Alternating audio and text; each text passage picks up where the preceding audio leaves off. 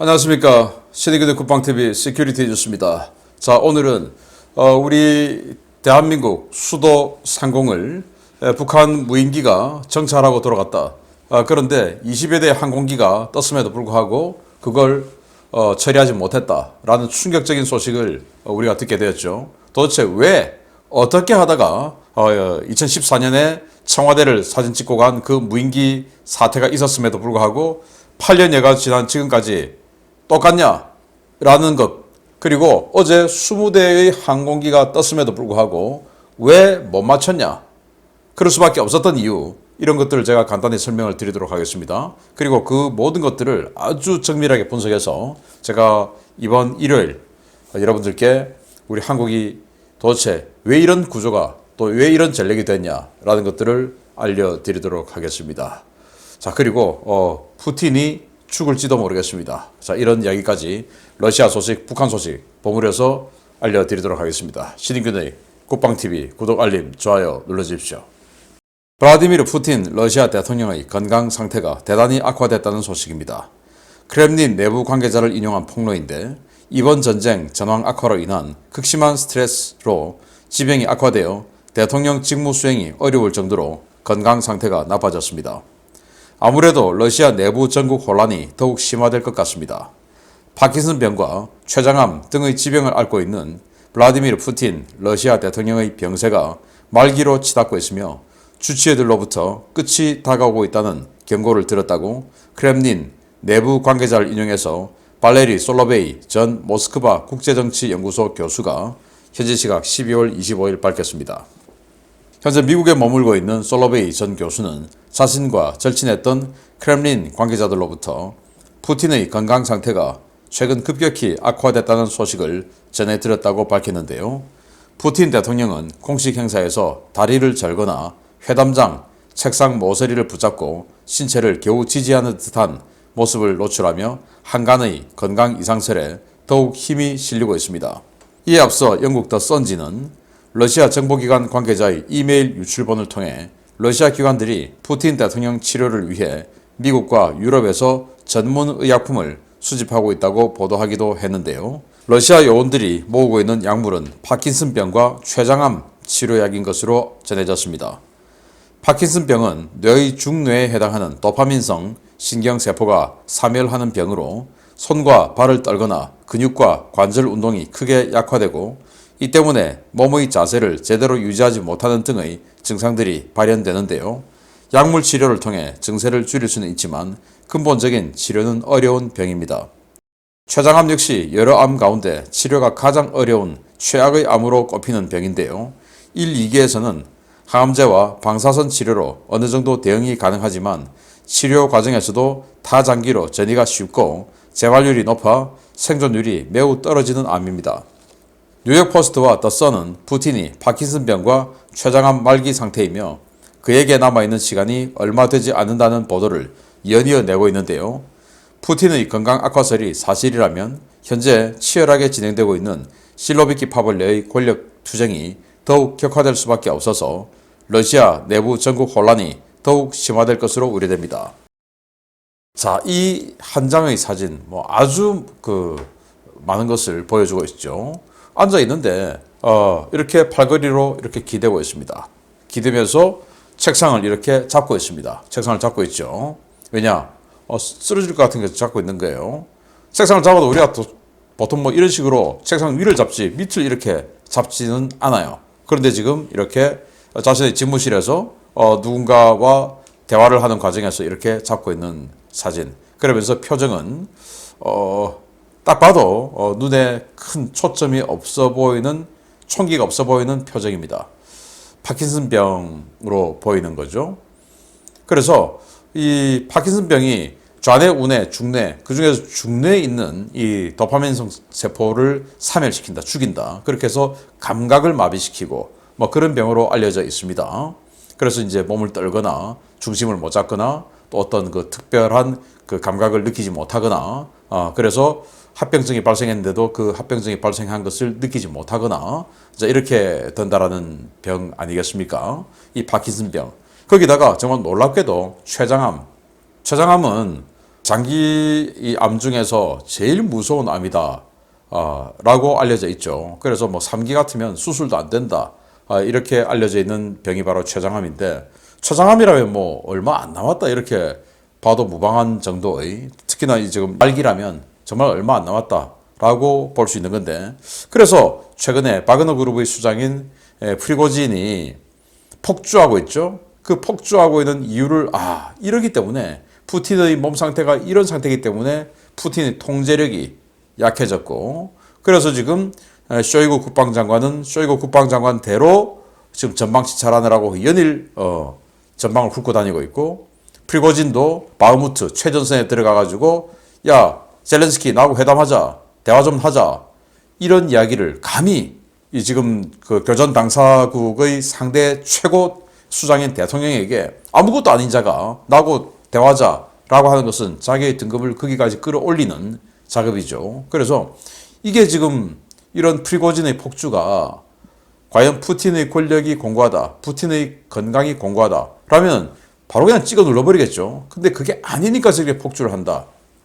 자, 그러면 푸틴의 건강 이상 또는 생명이 정말로 다 되어 가는 것이 맞다면 이번 우크라이나 전쟁 또 그걸 넘어서서 러시아의 운명이 굉장히 유동적이다 라고 볼 수 있고, 이런 권력투쟁 과정에서 핵무기가 뜻하지 않게 사용된다든지, 이 프리고진 같은 그런 이 강경파들이, 극단주의자들이 뭔가 집권을 하기 위해서 핵무기를 불의 어떤 사용을 한다든지, 아니면 그 과정에서 냉전 말기처럼, 냉전이 끝나던 그 시기처럼 뭐 여기저기로 해서 제3의 단체로 또는 제3의 국가로 핵무기가 흘러 들어간다든지, 그런 사태를 우리는 잘 지켜봐야 된다. 물론 뭐 우리는 능력이 없지만 미국을 비롯한 이 강대국이 이런 것들을 잘 통제해야 되겠다라는 우려가 듭니다. 야, 푸틴이 이렇게 가는 것 같네요. 두 번째입니다. 최악의 식량난 속에서도 연일 미사일을 쏘며 도발 수위를 높여가고 있는 북한 정권에 대한 북한 주민들의 불만이 고조되고 있는 가운데, 북한에서 민심을 폭발시킬 만한 최악의 사건이 터졌다는 소식입니다. 김정은의 닭달에 무려 15명이 매몰되어 숨지는 사고가 발생했습니다. 북한군이 동계훈련으로 한창 바쁜 와중에 상부 지시로 금광에 파견 갔던 장병들과 주민들이 윗선의 무리한 채굴 작업 종용에 시달리다가 광산 붕괴로 모두 매몰되어 숨지는 사고가 발생했다고 북한 전문 매체 데일리 NK가 12월 26일 보도했습니다. 이 사건은 지난 12월 19일 함경남도 영광군에 있는 금광에서 발생했는데요. 북한 당국은 새로 발견된 이 금광에서 다량의 금이 나오자 연말 외화벌이 전투가 가열차게 벌이라 라는 지시를 내리며 인근의 군부대인 108 훈련소 병력들을 광산으로 파견한 것으로 전해졌습니다. 사고 당일 광산에 들어간 인원은 훈련 중에 끌려온 108 훈련소 병력 12명과 광산 노동자 3명 등 15명이었는데요. 사고 당일 새벽 영하 30도 가까이 떨어진 한파 때문에 금광 입구에서 보초를 서던 무장병력들도 갱도 안으로 들어갔다가 함께 참변을 당했습니다. 이번 사고는 관할구역 내 금광에서 새로운 금맥을 발견해 대량의 금 채굴이 가능해졌다는 첩보를 입수한 상부에서 훈련 중인 108 훈련소에 병력 차출을 지시하면서 벌어졌는데요. 무리한 채굴 작업이 며칠째 계속되며 갱도 곳곳에서 붕괴 조짐이 식별되었지만, 당국은 연말 외화벌이 전투의 목표를 달성해야 한다라며 병력과 광부들을 갱도 안에서 나오지 못하게 한 것으로 전해졌습니다. 당국은 한시라도 더 빨리 더 많은 금을 캐야 한다며 안전 동발목, 즉 갱목도 세우지 않고 금맥을 파는 데만 혈안이 되어 있었는데요. 갱도가 무너져 많은 희생자가 나왔음에도 당국은 사건을 은폐하고 채굴 작업을 재개해야 한다며 갱도 복구를 위한 추가 병력을 투입한 것으로 전해졌습니다. 108 훈련소 측은 죽은 자들은 모두 동계 훈련 중에 전사한 것으로 처리했다라며 새로운 금맥에 외부 인원이 접근하지 못하도록 추가 병력을 파견하고 경계를 강화하라 라는 지시를 하달했는데요. 일선에서는 사람이 죽었는데 어찌 이럴 수가 있느냐 라며 분통을 터뜨리고 있는 것으로 전해졌습니다. 북한에서 발견되던 모든 금광은 공식적으로 국가의 소유이고 실질적으로는 노동당 39호실이 관리하는 김정은의 통치 자금인데요. 김정은과 북한 지도부에게는 자신들에게 바칠 통치 자금을 마련하다가 안타깝게 사망한 사람들에 대한 최소한의 미안함도 없는 것 같습니다. 자, 금광에 금맥이 발견됐다. 그러니까 야, 연말까지 우리 할당량 채워야 되니까 빨리 외화벌이 전투 들어가. 빨리 더 캐. 캐봐. 계속 파고 들어가. 이렇게 되는데 인력이 없어요. 그래서 이제 이 최고라는 광부 3명에다가 인근에서 훈련 중인 108 훈련소 그 병력 12명을 차출해서 그 중에 10명은 실제 갱으로 집어넣어서 이 광부들의 조수 역할을 하게 하고, 그리고 2명은 완전 무장을 하고 갱도 입구를 지킨 겁니다. 그런데 이 갱도 입구를 지키는 이 군인들이 너무 추우니까 갱도 안으로 들어간 겁니다. 한 10m 정도 들어갔대요. 그래서 이제 매몰돼서 같이 죽었는데, 뭐 여러분들 아시다시피 또 사진에서도 보셨다시피 이런 그 갱도 채굴 하는 갱도 하면 이 갱목을 이렇게 세워야 되죠. 그리고 이렇게 또 고아야 되고 뭐 이런 식으로 이제 하고 군데군데 해놓고 들어가야 무너지는 이 압력을 나무들이 버텨주는 것이 되는데, 빨리 해야 되니까 이런 거 안 하고 계속 파고 들어간 거죠. 그러다가 보니까 지금 이렇게 무너지는 이 비극이 발생했는데, 자, 그리고 신속하게 또 다시 파고 들어가서 시신을 수습을 한 겁니다. 이게 시신을 수습하고 구조를 위해서 파고 들어간 게 아니라 빨리 시신 꺼내야 더 계속 팔 거 아니야. 그래야 연말까지 금 지금 만들어서 39호씩 갖다 바칠 거 아니야. 해서 이런 식으로 하고 있다는 겁니다. 그러니 지금 주민들이 분통을 터뜨리고 있다 라는 건데, 자, 이런 자를 계몽군주라고 칭송하는 정치 세력들이 있죠. 정말 그런 정치 세력들의 감언 이설에 넘어가면 안 됩니다. 그런 자들 말은 또 기가 막히게 하죠. 절대 넘어가면 안 된다 라는 말씀을 드리면서 우리 군이 정말 한심한 작태를 보였는데 보도록 하겠습니다. 12월 26일 수도권을 발칵 뒤집었던 북한 무인기 침투 사건은 단 한 대도 격추하지 못하고 상황이 종료됐습니다.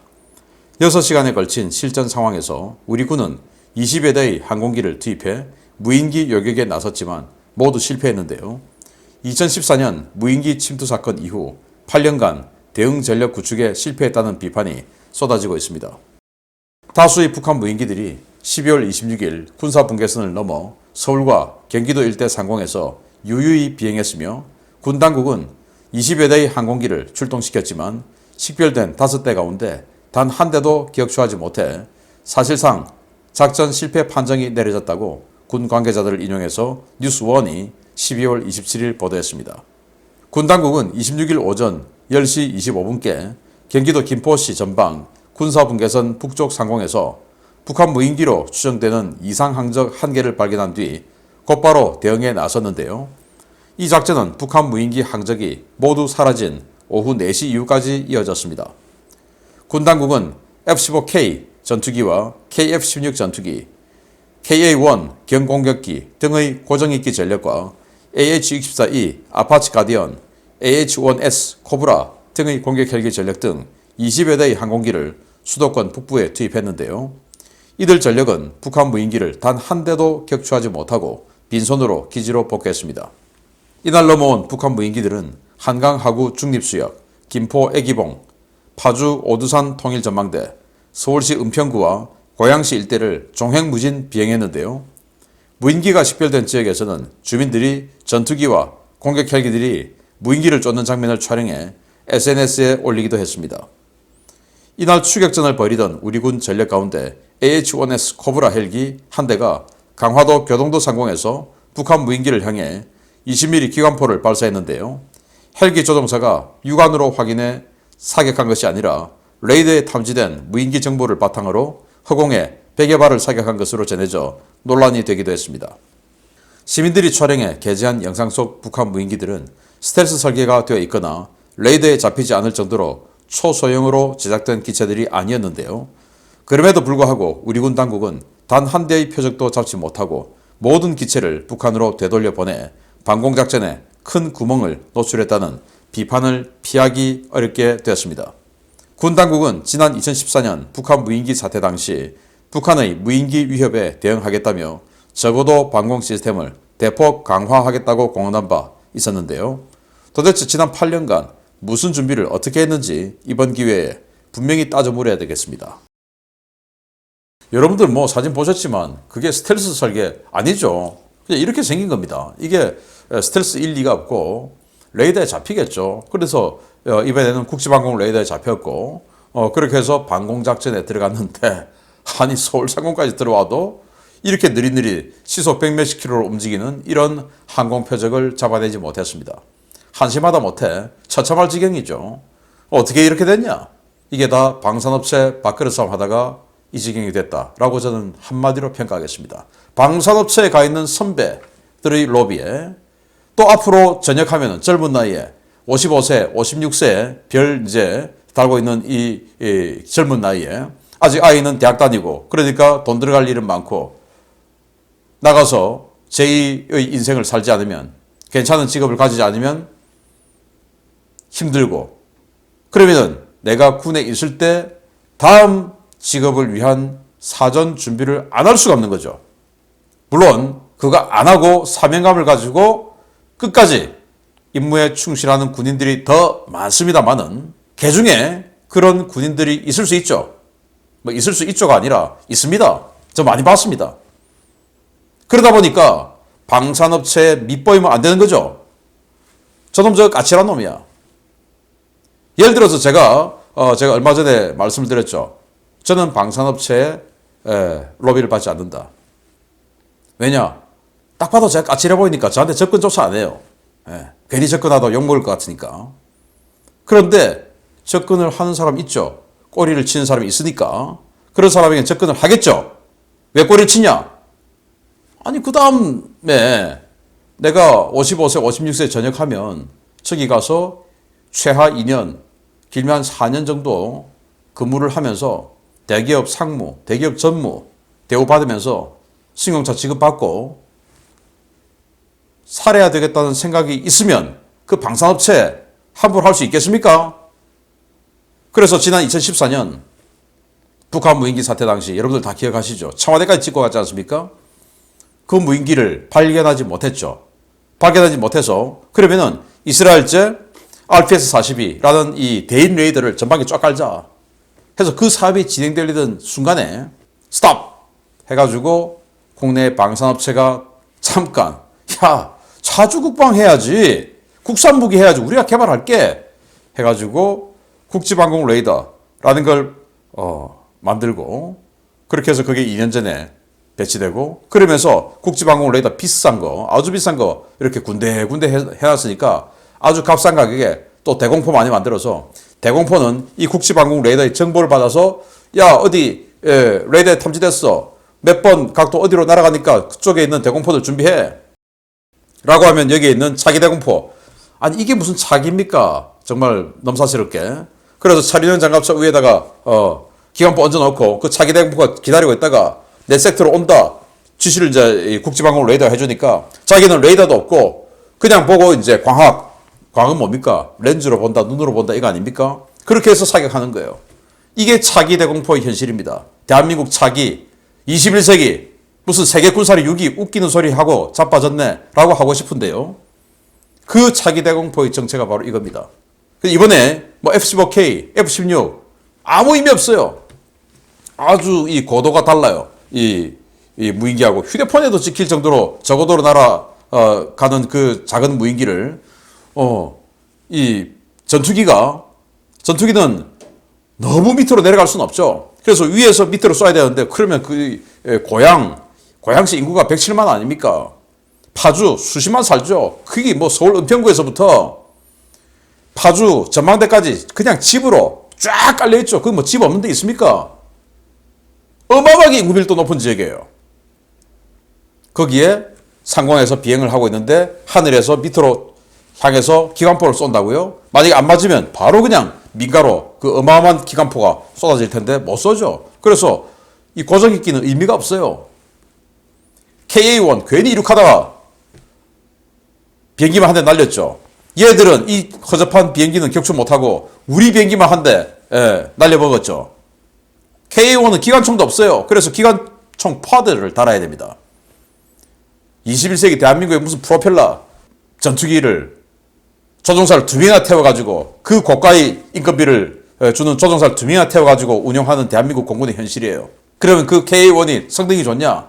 2차 대전 때 미군이 운용하던 머스탱 전투기, 6.25 때 대한민국을 지켜줬던 그 머스탱 전투기, 그거하고 싸워도 지는 전투기예요. 힘도 그거보다 없고. 그런 걸 가지고 띄웠다가 자기 혼자 그냥 추락해버리고. 거기는 기관총도 없어서 기관총 퍼드 12.7mm 딱 한 총신이 있는 거. 이거 쏴야 돼요.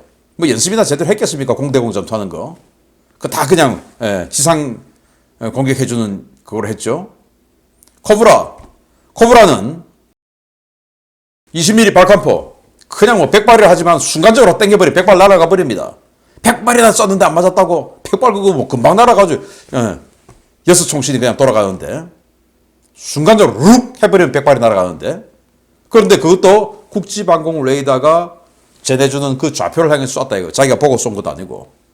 왜? 이게 이제 국지방공 레이더라는 거를 국내 방산업체가 공급하고 그 다음부터 이 국지방공 레이더가 있으니까 이 적어도 방공망은 이런 식으로 교전해 라는 교범이 생겼겠죠. 그래서 코브라는 자기가 위험하게 접근할 필요 없이 국지방공 레이더에서 전해주는 좌표 고도로 그냥 그쪽으로 총 쏜 겁니다. 맞을 리가 있습니까? 500m, 400m 여기가 접근해서 광학으로 딱 보고 조준해서 쏴도 안 맞을 텐데. 그리고 이 코브라의 그 20mm 벌커는 공대공 전투 하라고 있는 게 아니에요. 그냥 공중에서 지상으로 20mm 기관포탄을 스프레이처럼 뿌려주는 이 용도로 만든 거예요. 이건 뭐 완전 전표적에다가 쏘라고 있는 거 아닙니다. 여러분들이 밑에서 찍은 사진을 보니까 십자로 생겨서 야 저걸 못 맞춰 하겠지만 옆에서 보면 그냥 하나 날씬한 하나의 선이죠. 선. 그걸 어떻게 맞추겠습니까? 못 맞춰요. 밑에서 쏠 수밖에 없다. 아니면 여기에서는 아파치가 있었어야 됩니다. 아파치가 스팅어 공대공 미사일 딱 장착하니까 이것도 뭐 오토바이 엔진 같은 그런 거니까 열이 있습니다. 그래서 스팅어를 가지고 적외선 공격을 했었어야 되는데 그것도 이 파주, 고양, 이 인구, 이 파주, 고양 이 축선에 인구가 거의 뭐 200만 명 가까이 살지 않습니까? 그 엄청난 인구 밀집 지역 상공에서 스팅어를 쏘았다? 스팅어 파편 떨어지고 뭐 그걸 뭐 민간 덮쳤다? 뭐 이렇게 돼서 또 난리 나고 하겠죠? 그걸 이제 군인들이 감당할 자신이 없는 거죠. 그래서 사격 명령 못 내리는 거죠. 자, 그런데 만약에 여기에다가 살인가스나 이런 거 가지고 와서 용산 상공에, 용산역 광장 상공에 뿌렸다? 어마어마한 재앙이 벌어지겠죠. 스팅어 파편, 또 이런 거 파편, 뭐 한 200m 상공에서 떨어져 봐야 얼마나 큰 피해가 있겠습니까? 정말 불의 사고 있을 수 있죠. 그렇지만은 살인가스를 갖다가 한 3km 용산역 상공에 그 호남선이 용산역으로 출발하는 데 아닙니까? 용산역에서 그 호남분들 어마어마하게 지금 용산역 이용할 텐데 거기 상공에 뿌렸다. 어떻게 되겠습니까? 아니면 서울역 상공에 뿌렸다. 어떻게 되겠습니까? 그걸 감내하라고 지난 2014년에 예행 연습이 있었는데 이런 교범이 생기지도 않고 그리고 정말로 대인 레이더, 대박격 포탄까지 딱 잡아내서 정밀 공격할 수 있는 이런 레이더를 도입하려고 했다가 국내 방산업체가 천가수도 우리가 해줄게. 국산 무기 해야지. 국산 무기 해야지라면 다 통하니까. 저처럼 국산 무기고 뭐고 간에 제일 센 무기 해야지 라고 하는 자들은 완전히 그냥 뭐 매국노냐 너는. 뭐 미국 무기 똥꼬 빠는 놈이냐. 이번에 이스라엘 무기니까 미국 무기 똥꼬 빠는 거 아닙니다. 라고 저도 욕먹죠. 그렇지만은 오늘 같은 날 보십시오. 이 작은 샤이드 136 같은 이 허접한 이란 무인기에 우크라이나 4,300만 이 겨울을 완전히 전력 마비돼서 지금 어마어마하게 고통을 겪고 있지 않습니까? 그게 바로 안보입니다. 안보. 그래서 제가 우리 군이 도대체 지난 8년을 어떻게 해서 허송해왔고 이걸 막으려면 어떻게 해야 되고 우리 군에 대안이 있습니다. 지금. 있어요. 만들어놨어요. 이 무인기에 대해서만은. 그런데 그걸 왜 못하냐 라는 것까지 제가 이번 일요일 날 확실하게 보여드리겠습니다. 정말 명예와 조국 안보를 위해서 열심히 복무하고 계시는 수많은 군인, 장교, 장군들 정말 감사합니다. 그러나 극소수의 내가 이 자리를 끝나고 저기 가서 내가 이 자리에 지금 요런 개통하고 있으니까 저 선배님 지금 있는 저 선배님 저 회사에서 그만둘 때가 다 돼가니까 내가 저 자리를 가야지 라고 생각하면서 방산업체에 혹시나 갑이 아니고 을 행세를 하고 있는 장군이 있다면 우리는 속관해야 됩니다. 이번 일요일 날 확실히 알려드리겠습니다. 마치겠습니다. 감사합니다.